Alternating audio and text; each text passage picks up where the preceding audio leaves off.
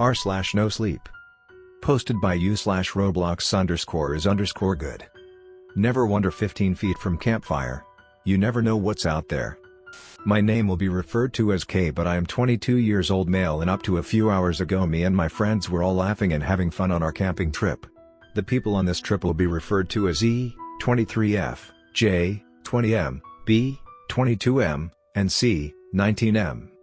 We've had this trip planned for months. We all agreed to meet at the parking lot and hike 2 hours to get to our campsite, being wary of any signs or warning as to not accidentally get arrested. Around 1 hour in we noticed something. It didn't seem like much and looked as if it was taped there by kids to scare the hikers.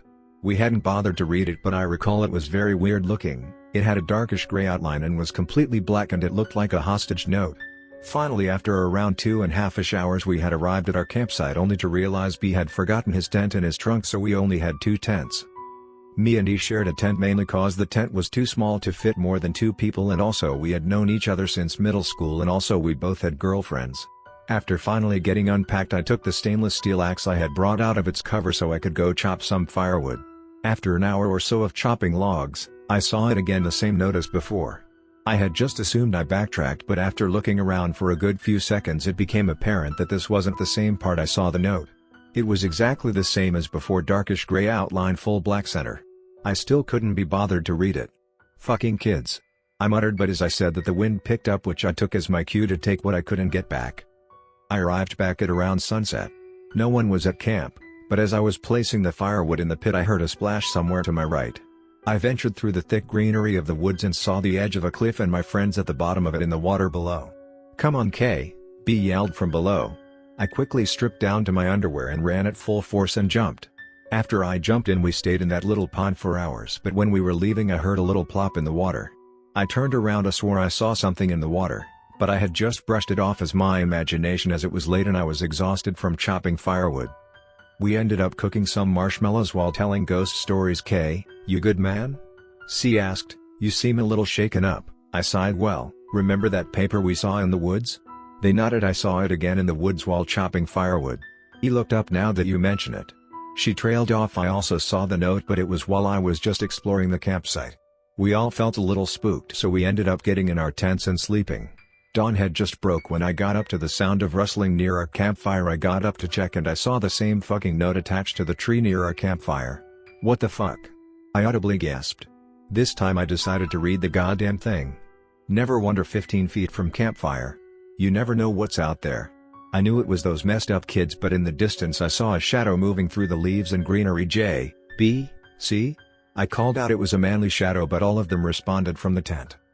"We need to get the fuck out of here," I whispered when we were all awake. "Why?" He wondered. "I saw someone in the woods." They laughed. They thought I was fucking with them. "I'm being fucking serious, guys." They all quit looking at my now concerned face. "All right then," Jay said, and they started packing up the tent. We were almost done when I heard the ghastly shriek from me. I saw him, the man. He was standing 6 feet tall and had a butcher's knife. He swung and cut his eye. I took my axe from my bag and threw it at him. It wasn't exact, but it hit him in his upper right chest and he screamed and threw himself back. We ran as fast and as far as we could until we reached the parking lot. After rushing to the hospital to get help and check up on the rest of us, we learned that I had killed the man and that he was going to be forever blind in one eye. My therapist tells me sharing this story should help mine and others' PTSD. I still fear what would have happened had I missed my axe throw. Next story of this video. Posted by u/Loga44. The clicking coming from my closet. Being a kid, your mind tends to play tricks on you. Your imagination can run wild. Sometimes you believe you heard strange noises or even seen something uncanny, something that does not belong in this world. That being said, I have been reminded recently of a really odd event that plagued my childhood. A clicking sound coming from my closet. It started when I was around 7. I have no siblings and lived alone with my mother, who was extremely strict when it came to bedtime. She tucked me in at 9:30 every night, making sure every light was switched off.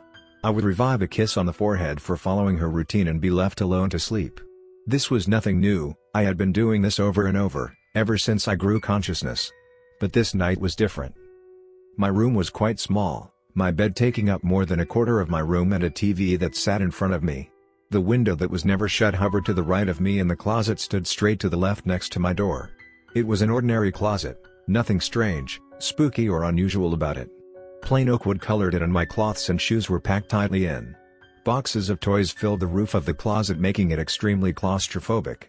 Even when playing hide and seek with friends, no one was dumb enough to chance hiding in there and not being found. That's why at the age of 7 I found it rather frightening to hear such a noise. The room was pitch black and shutting my eyes hardly made a difference. No sound ever entered as I slept in silence. Then I heard it. Click. It wasn't too loud. In fact, if my bedroom hadn't been soundless I would have ignored it. Through my innocence I believed one of my action figures perhaps fell. I tried to go back to sleep. Not long later, after the non-comforting click seemed to have disappeared, I began slowly falling back into slumber. Until I heard it again. Click, click. This time it doubled in a short pause, becoming louder as if it was closer. Was it action figures clattering, a horse's noisy joints clogging its way down a field, the snapping of a twig in the woods, someone rolling and popping their tongue, cracking their knuckles outside my window, or was it something more sinister? All I knew is that I did not want to find out. I lay in prayer underneath the suffocating but protective company of my quilt as I begged the noise would stop. And it did. I spent the whole night and early hours of the morning awake, petrified of hearing the click, but it had gone. That morning I did not dare to take a peek inside. I explained to my mother what had happened over breakfast. She brushed it off, explaining, it could have been a million things making that noise. For weeks my nightly privacy remained hushed, only hearing the weather outside my window. The clicking had become a lost memory, carrying on with my simple, sweet, little life. It had been totally forgotten. In the darkness again the nights repeated. A kiss goodnight, then eyes shut. It hit me like a punch to the stomach. The sound lit up my room. My heart began to sink up into my throat, it made my breath run heavy as I struggled for air. I took a glance. The closet was peered open. A little gap only big enough to slide a piece of paper through appeared. I had not left it open. Did I? The retreat back into my covers was my only form of escape. That night was misery. I stayed up as to not alert the entity in my closet that I was convinced was real. I didn't dream of confronting the click. I stayed up all night and morning again, holding my small bladder that burst not long after. Frozen in fear I hid until my mother came in to wake me up. I pointed to the closet, which she opened. Nothing was there. For pissing in my bed and staying up all night my TV license was confiscated. She repeated herself, telling me, "Nothing is in there, you are just hearing things, it's just your mind playing tricks on you." The clicking did not stop. They became more frequent. Every night I heard it. Sometimes once, sometimes 10 times, sometimes it was loud, sometimes it was quiet. This went on for months. I became that used to it I stopped hiding. I just listened. Eventually the living nightmare that had become a reality was weighing me down. I remember my mother taking me to the hospital. They said I had extremely high stress and lack of sleep for a little boy. Sleeping pills were prescribed to me. My routine had changed from a kiss on forehead to swallowing bullet-sized balls. At least the clicking stopped. I don't know what it was, but an urge came over me. I wanted to know if what I heard was just a noise. I placed the pill at the back of my mouth, taking a sip of water and waiting for my mother to leave. I spat it out. Patiently I rested my head against my pillow, almost hoping to hear it. Some time had passed and there was nothing. In a way I was disappointed. I began questioning myself. I guess my mind really was playing tricks on me.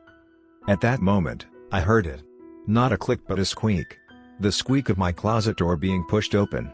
Being completely honest, I was terrified to even look, never mind getting up and investigating who or what had just opened my closet. But somehow, in some dumb defiance, bravery and courage rushed my souls.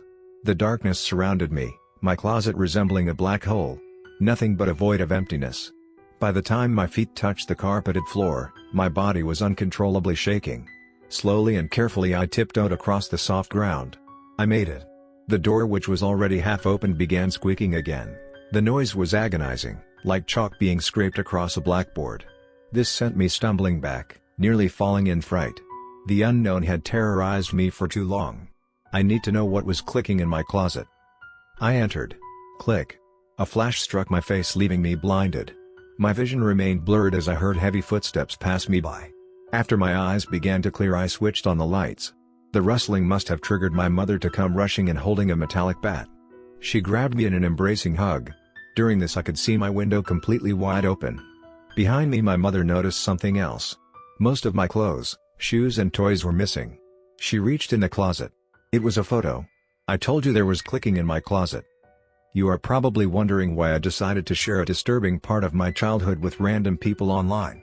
Well, it happens around 30 years ago and I have moved deep past it now. I have a wife and a little boy. A little boy who brought this memory back to me. He's been telling me he hears whispers at night.